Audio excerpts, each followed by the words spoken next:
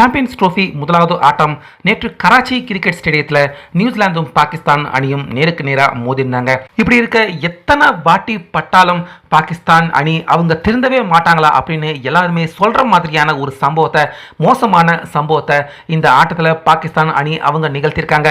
அது அப்படியே நம்ம இந்தியாவுக்கு இந்திய சாம்பியன்ஸ் ட்ரோஃபியில் சாதகமான ஒரு விஷயமாக மாறியிருக்கு. அதே போல கிரிக்கெட் உலகம் பார்க்காத சாதனையை நேற்று இந்த ஆட்டத்தில் நியூசிலாந்து அணி அவங்க நிகழ்த்தியிருக்காங்க. ஸோ அது எல்லாமே என்னென்ன அப்படின்னு ஒன்னொன்னா பார்க்கறதுக்கு முன்னாடி இந்த வீடியோவுக்கு ஒரு லைக் மட்டும் கொடுத்துருங்க. முதலாவது ஆட்டம் சாம்பியன்ஸ் ட்ரோஃபியில் நியூசிலாந்து பாகிஸ்தான் அணி ரெண்டு பேருமே மோதிருந்தாலும் இந்த தொடர் துவங்குறதுக்கு முன்னாடியே இதே கராச்சி கிரிக்கெட் ஸ்டேடியத்தில் நியூசிலாந்து பாகிஸ்தான் அணி அவங்க ட்ரை சீரீஸ்ல விளையாண்டிருந்தாங்க.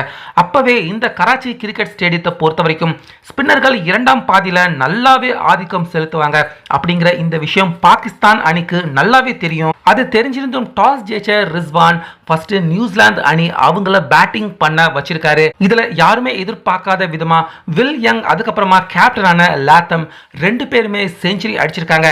இதுவரைக்கும் ஐசிசி சாம்பியன்ஸ் ட்ரோஃபில ஒரே இன்னிங்ஸ்ல 2 செஞ்சுரி இதுவரைக்கும் யாருமே அடிச்சது கிடையாது.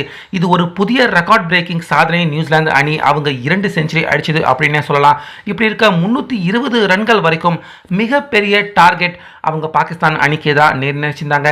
இப்படி இருக்க இந்த ரன்னை சேசிங் பண்றதுக்காக வந்த நியூசிலாந்து அணிக்கு துவக்கத்தில் இருந்தே ஸ்லோவான ஒரு துவக்கம் தான் கிடைச்சது.